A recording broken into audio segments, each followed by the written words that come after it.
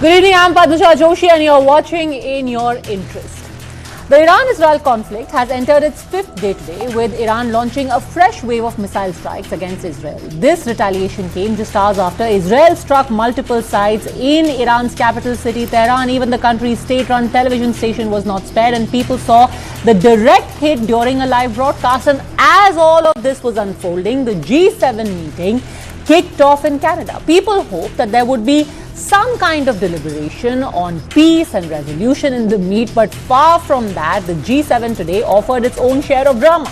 American President Donald Trump left the meeting a day early, and the White House confirmed that this was because of the escalating tensions in the Middle East. But before his departure, he described his goal as a real end, which could mean Iran completely giving up its nuclear program. And for good measure, Trump even lashed out at his French counterpart, Emmanuel Macron, for suggesting that he had left G7 to work on a ceasefire. According to Trump, Macron is someone who is publicity-seeking and is always getting things wrong, whereas he himself is working on something much, much bigger.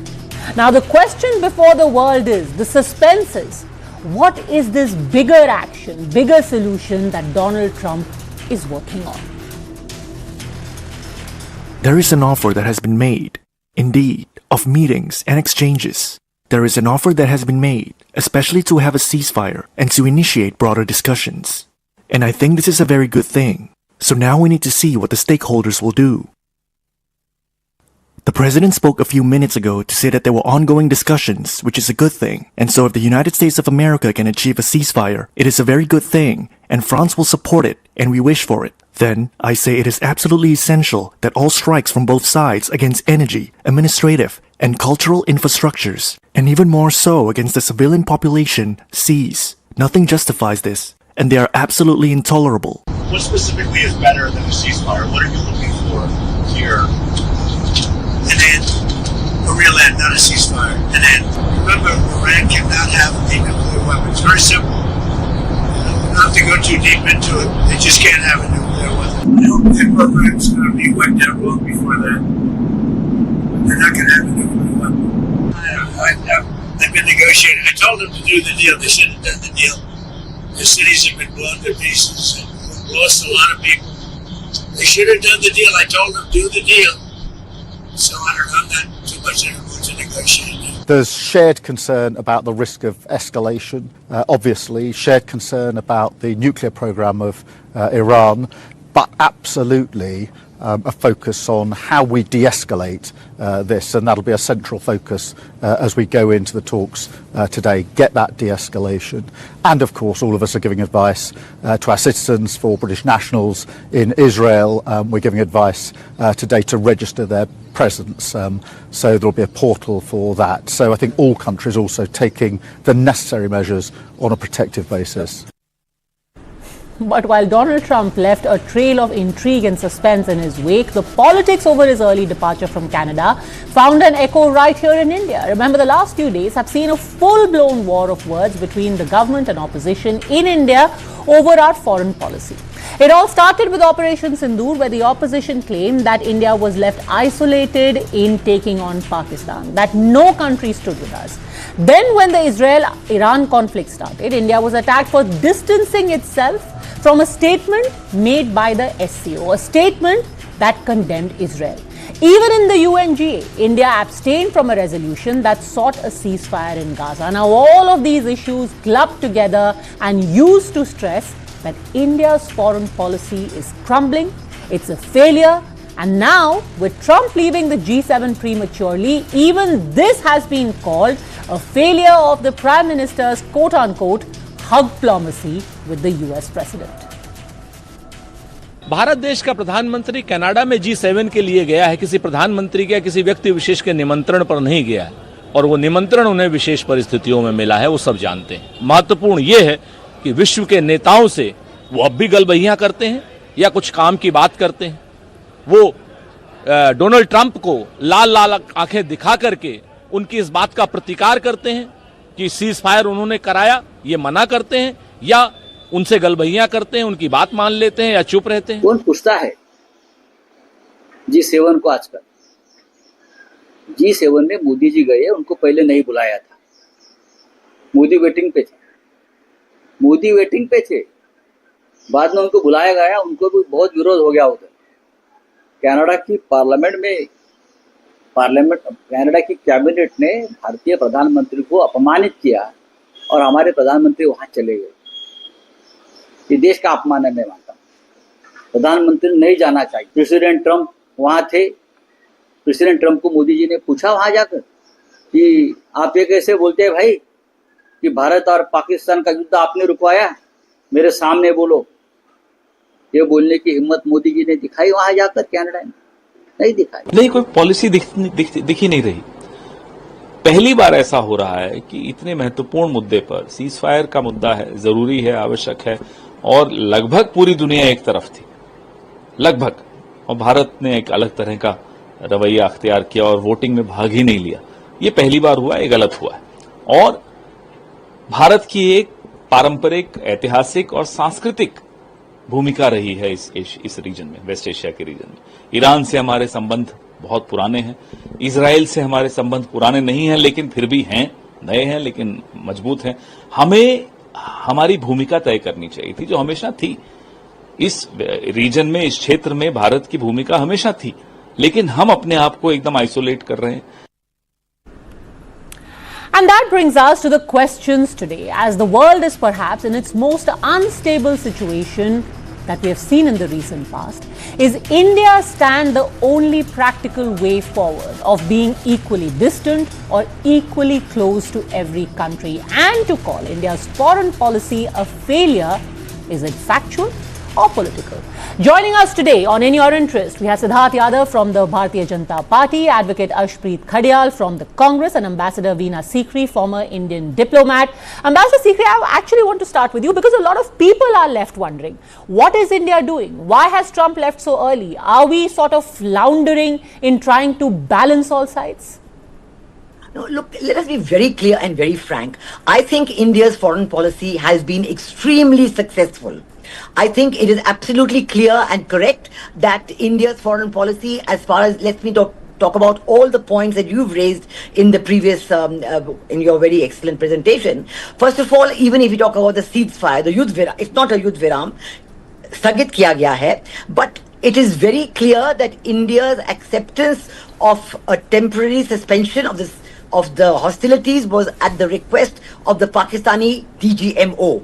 Please understand that it is a parallel exactly to what happened in Kargil in 1999, when Nawaz Sharif abandoned everything, knowing that India had got the complete upper hand in Kargil. He abandoned everything and ran to Washington, pleading with Bill Clinton to help him out. And even at that point, it was the Pakistani DGMO, it was the ceasefire was only at the Pakistani request. Whatever Pakistan does, whoever they talk to, whoever's help they get is their business. But we are not going to accept a ceasefire or a Yudh Viram at anybody's request except at Pakistan, who actually wants the ceasefire. So I think this is very clear. President Donald Trump has been making the statements, that's fine, but we have also made it very clear that there's been no talk of trade at any point, and the response on the suspension of Operation Sindoor was only in request to the Pakistani But ma'am, what about Donald Trump leaving G7? Is that a snub to India? Is it directed at India? Not at all. Why should you see it only in India's context? I mean, he has actually cancelled many meetings. I think with the President of Mexico and others. Actually, with India, no meeting had even been scheduled yet, because that was not even, scheduled yet. It was just being worked out when he decided to leave. He left even before the end of the first day, and he has even snubbed President Macron, who said that he has gone back to do a ceasefire between Iran and Israel. We know all that. So, I mean, why are you looking only at India? He has his problems with all the other, G7 members. That's a different matter which you got nothing to do with. And why should he leave? Why should he leave? A G7 summit linked to India? I don't understand this at all. Okay, let's try and understand from the Congress spokesperson, Ashpreet Khadial, that Mr. Trump is quite an enigma, wrapped in a mystery, is not hidden from anyone. But to use him to suggest that India is isolated, that's a bit much, isn't it? And in fact, today's very specific quote which has come from Jairam Ramesh, he says, President Trump has left the G7 summit a day before the G7 outreach with 8 other countries. That includes India. A setback for the self-styled Vishwaguru's hugplomacy. The tweet itself is contradictory because first you've said that he has cancelled appointments with 8 countries including India, which also includes, by the way, France, Italy. So either he is en masse snubbing Mr. Modi, Giorgia Meloni, Emmanuel Macron, he's on a snub campaign. But how is this India's problem? Well, see, number one, on one side, Padmaja, there is a lot of echo. I request that the team... I'll just have it fixed. Give me 10 seconds, but please continue. Please, see, number one is that on one side, Mr. Modi was landing there, and on the other side, Donald Trump was exiting from there. The fact of the matter is that ever since the Bharatiya Janata Party formed government, our diplomacy has been in shambles. We have taken setbacks after setbacks. For us to be not voting on important issues, for Mr. Modi to not be rebutting what Donald Trump has been saying. Now, the most important part is Mr. Modi's surrender to Donald Trump. See, our army, our forces did a commendable job, Padmaja. There's no doubt about that. Our delegations went there to 33 countries. How many did we get to condemn Pakistan? How many did we get to support us? Our neighboring countries. How many of them did we get to condemn Pakistan and support us? And then the G7 countries. Now I want to ask the Bharatiya Janata Party, how many of them did we get to condemn Pakistan and support us? The fact of the matter is that when Donald Trump, out of the way, he announces the ceasefire, then we announce the ceasefire. And when he says that either you do a ceasefire, then will the trade happen. If you don't do a ceasefire, there will be no trade. Mr. Modi stays quiet. We know that in the last 11 years, he has not done a single press conference, but at least this time he should have done one. He should have rebutted what Donald Trump was saying. He did in 8 days, he did 9 rallies in 6 days, Mr. Modi, but didn't once rebut what Donald Trump said. And on the other hand, Donald Trump has said it 15 times to the world that he got the ceasefire done between India and Pakistan. We want to ask it from the Bharatiya Janata Party, why taking these snubs from Donald Trump? What more than Donald Trump, but I think since we're talking about the ongoing G7, how many G7 countries have supported us, Siddharth Yadav? Not even one. Padmaja, I think I would wish to answer first that the kind of situation the Congress party is in today. I find it very funny that when they say that if Donald Trump was exiting the G7 meet and PM Modi was reaching there, it's a direction or it's an indication for something for us to understand. If you invite Ashpreet Kadiyal to your office someday and you're leaving at that time and he reaches for another show, I don't know, you would be wishing to snub him, you are sending out a message or what? What has happened to the Congress party is my question. Point number one. Point number two, you want to ask that what happened, what is the India's diplomacy, what have we done? 28 countries in 72 hours condemned the attack in Pahalgam, stood with India with official letters. 28 countries. Note down Ashpreet Kadiyal, 28 countries in 72 hours. It was a classic case study. The world is going to read out.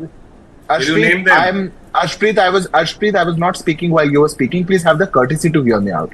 Please have the courtesy. The viewers are intelligent enough. I'm making a point. If you have to rebut, please rebut.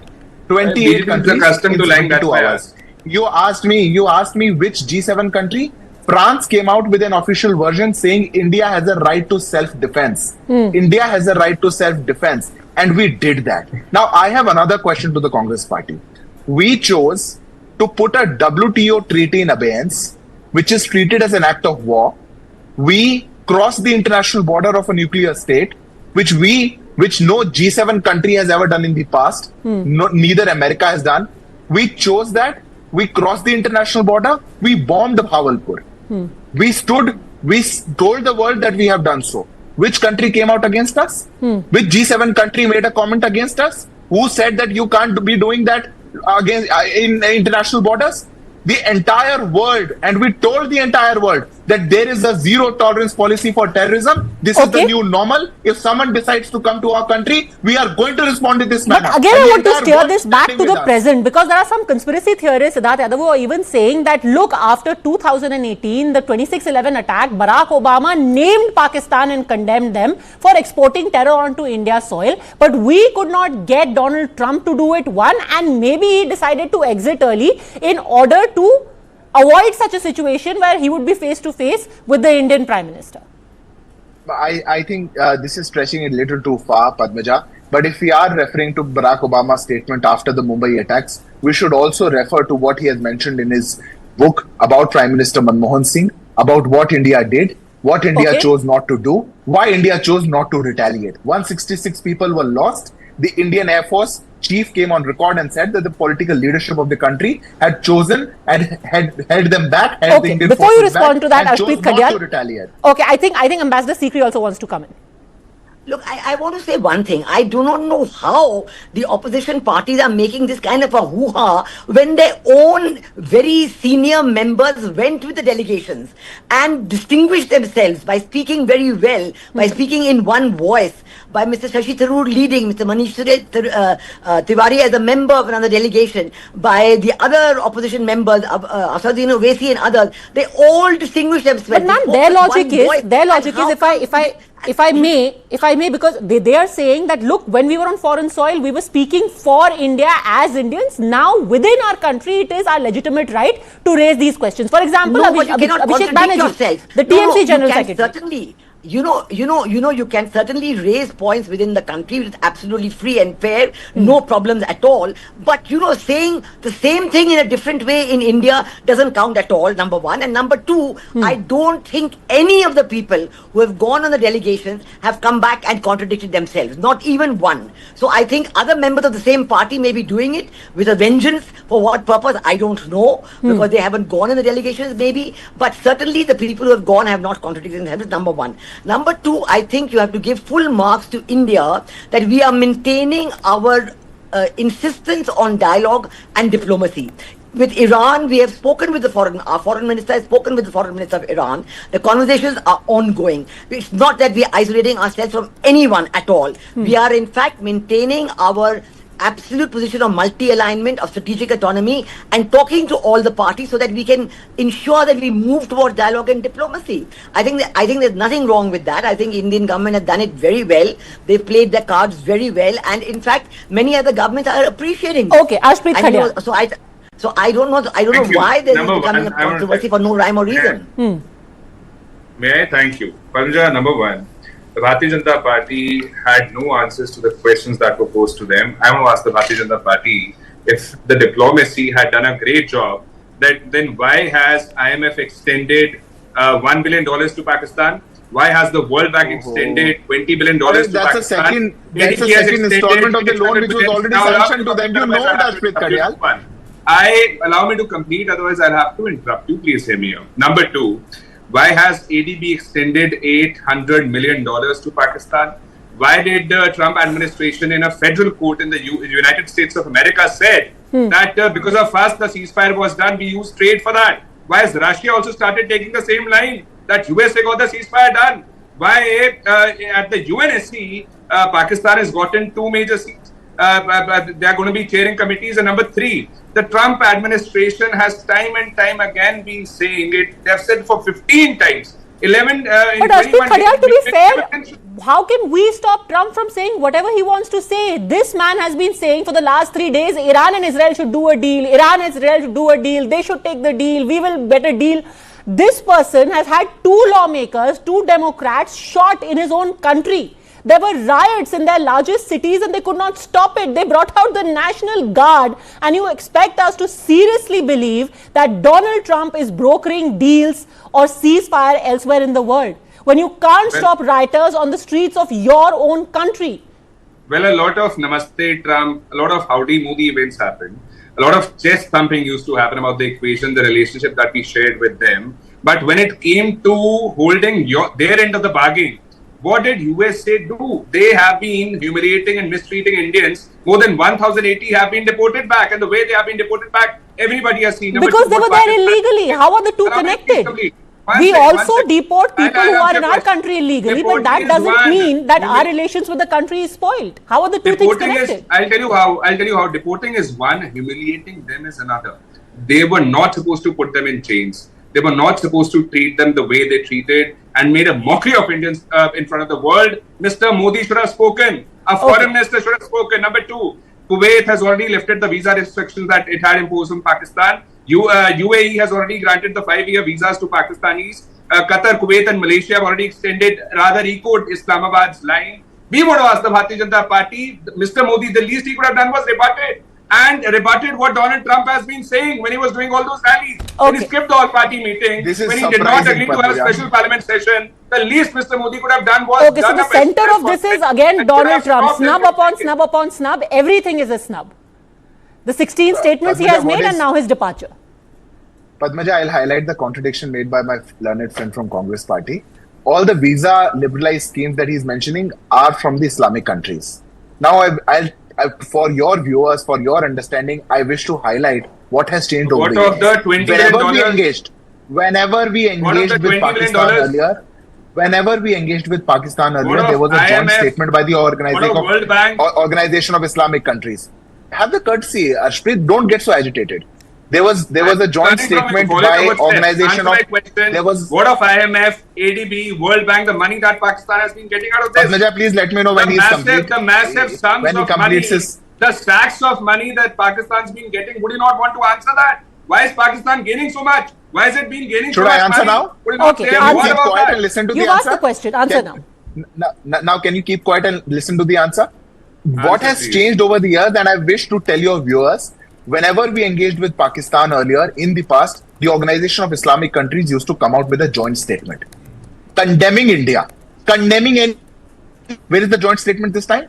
But Ashwini Kadial and Congress party is more concerned about, they are giving, liberalized visa to Pakistanis. Who's giving? Qatar is giving. You also take a liberalized visa, go and live in Qatar only, if that's what you want. Point number one. Point number two, you know everything, but you wish to deflect the entire narrative so that India should look weak at the international forum. Now, you say that IMF granted a loan, everybody, and we have discussed it over so many TV debates as well. It was a second installment of the loan, which was also already sanctioned. There is no provision of not releasing a second installment of a loan which is already sanctioned by IMF. But you would not want to highlight that Pakistan is that country which has taken the maximum number of bailouts. What is their condition today? Where is the India's footing? But my final submission, Padmaja, would be, and because I would want your viewers to imagine a situation, if Congress party was an opposition party in Canada, I wish to imagine what would have happened in Canada today. On Canadian soil, when G7 is being hosted by them, Donald Trump is saying that a person named Trudeau was the one who reduced G8 to G7, and a person named Trudeau, and that is why. So I cannot imagine if Congress party was there as an opposition party in Canada, what would they have done to Trudeau or to the ruling dispensation? Well, it's interesting that the BJP now has advice for the opposition party in Canada as well, in addition to those in India. So here's some food for thought for Mr. Carney. Maybe he's already been snubbed by Donald Trump and he doesn't even know it. So here's a wake-up call for him. But Ashpreet Kadial, again to come back to this, are we stretching a point too far? You started with Operation Sindoor. You said that, the External Affairs Minister is an informant of Pakistan. Then today you've come to a point where you're saying, Donald Trump has left, and which is why India has been humiliated. How? We've heard fake news in the recent past being peddled. There was talk of how Pakistan has signed a deal with Russia of $2.6 billion. Then it was claimed Saudi Arabia is not giving visas anymore to India. Is this an attempt to try and fashion a narrative by hook or by crook and taking things too far? Padmaja, all of it could have been avoided by the Bharatiya Janata Party if only they had done an all-party meeting. Mr. Modi would have attended an all-party meeting. He rather skipped it, went to campaign in Bihar.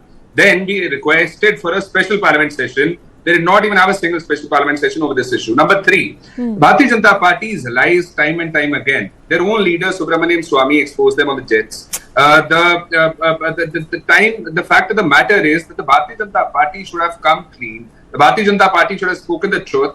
And when Mr. Jaishankar gave an advance advice to Pakistan that we are going to be striking here at the terror basis, on one side they say that Pakistan is sponsoring terrorism. Nobody gave an advance. On the other hand, you are telling them where you are going to be striking. Why we want to know which Bharatiya Janata Party? Number two, party which stands leaders like Vijay Shah, a party that has leaders like Vijay Shah. Now you want to say that narrative, that fake propaganda? Nobody gave that. Nobody gave an advance intimation. Like Vijay Shah, that called the daughter of the nation a sister of the nation. Again, we are going in all different directions. See, that is what I meant, Ashpreet Kadial, when I said that you are taking a point too far. First, you actually expect people to believe that the Prime Minister of India and the External Affairs Minister of India is going to warn Pakistan about an impending strike, knowing that we inflicted that kind of damage. So you have to be colossally stupid in Pakistan to be warned and yet suffer so much. And now you are saying, oh, Donald Trump has, thumbed his nose at India because he's walked out of Canada. What did you expect the Prime Minister to do? To hold him down and say, no, I want to have a meeting with you. You can't go back to your own country. Like, what are we expected to do as, a successful foreign policy country? Allow me to please complete. Number one, answering your first question first about the External Affairs Minister, he did say that we have given a good advice to Pakistan. He did say at the start of the operation, If you can't understand English, my dear he friend, told Pakistan nobody can help you in that. Number two, we want to ask the Bharatiya Janata Party why this Meherbani on Pakistan, and a party that has leaders like Vijay Shah that have abused the daughter of the nation, called her the sister of terrorists. Because we've discussed this whole thing about Mr. Jaishankar for far too long. Ambassador Sikri, the point that the Congress does seem to have is, why is it so difficult to have countries name and condemn Pakistan? Why couldn't we manage that either at the G7 level or even before that? Look, I think that, let us be very clear on this, that it's not that they're not condemning. The naming of Pakistan has happened in our bilateral discussions with a large number of countries. Now, the point is that we are not in some kind of a race here that we are going to get this or that or the other. I think you have to see overall India's very dignified stand and the factor that we do not want any kind of hyphenation with Pakistan. Everybody knows where the terror attack has come from. Everybody knows that India has a right. If they did not blame Pakistan, why did they say India has a right to self-defense? Just tell me, how can you not blame Pakistan and then say India has the right to self-defense? Please add those two statements together and you clearly come out with the fact that India's attacks on Pakistan on May 7th and May 10th, we were exercising our right of self-defense recognized by the whole world. So this is because they know that Pakistan is the perpetrator. Okay. So please, we have to conduct foreign policy in a dignified manner. We have to conduct it in a dignified manner. We are not going after any kind of hyphenation with Pakistan. We have never accepted any hyphenation with Pakistan. We are doing what we have to do, and we know that we have the support of a huge part of the world on that. I mean, this question of taking up this question of, saying, why has so-and-so given Pakistan a liberal visa? What kind of hyphenation are you looking for? We are only looking over our shoulders at what everybody is doing to Pakistan. Please be confident of yourself, of our own country, of our foreign policy, of the way that India is treated with respect all over the world, and the way that India has been invited to the G7, because knowing that it is indispensable, India has to be there as the fourth largest economy in the world. It is a mark of respect to India's economic diplomacy and growth. So a lot of foreign policies about connecting the dots. Has India managed to send the message across, and that too in a dignified fashion? We've put the facts in front of you. We leave you to connect those dots. For the time being, thank you very much, both gentlemen and Ambassador Veena Sikri, for joining us in your interest. Thanks so much.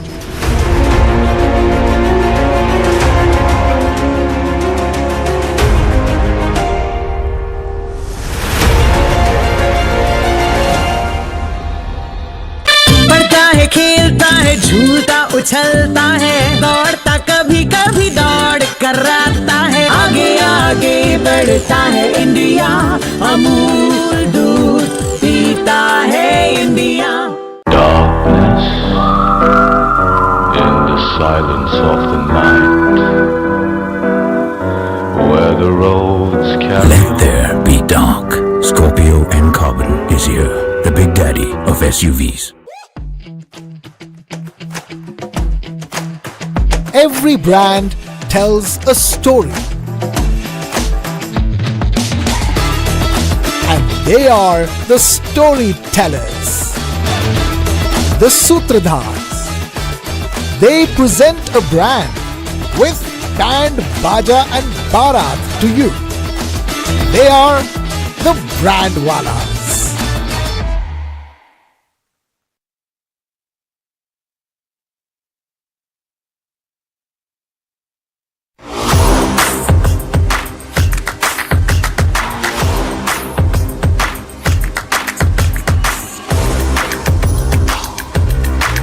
This is is India's #1 news network, and you're watching News9, English news as it should be. Air India has cancelled 3 major international flights today, triggering chaos and confusion for hundreds of passengers across the country and abroad as well. The affected routes include Delhi to Paris, Ahmedabad to London, and San Francisco to Mumbai. And these cancellations come amidst growing pressure on the airline to ensure stricter safety checks after the tragic AI 171 flight crash on the 12th of June in Ahmedabad, which killed around 270 people. And now, a mix of technical glitches, tighter safety protocols, airspace restrictions, and airport operation limits is severely impacting Air India's operations. Let's begin with the Delhi-Paris sector. Air India's flight AI 143 to Paris Charles de Gaulle Airport, scheduled for the 17th of June, was cancelled after a technical fault was detected during mandatory pre-flight checks. In its statement, Air India said, and I quote, the issue is being addressed, but since the flight falls under Paris Airport's night flying curbs, it could not be rescheduled and had to be cancelled, unquote. As a result, the return flight AI 142 from Paris to Delhi was also cancelled. The airline is offering full refunds, complimentary rebooking, and hotel accommodation for stranded passengers. It added that alternative arrangements are being made to fly them to their destinations. Meanwhile, in Ahmedabad, Air India cancelled flight AI 159 to London Gatwick. This was the first commercial flight on this route since the June 12th crash. What makes this even more unsettling is that the sole survivor of that tragic flight, Vishwas Kumar Ramesh, was reported booked to fly again on this now cancelled service. Air India clarified that there was no technical fault this time. A spokesperson said, and I quote here, due to enhanced safety checks and longer turnaround times, we had limited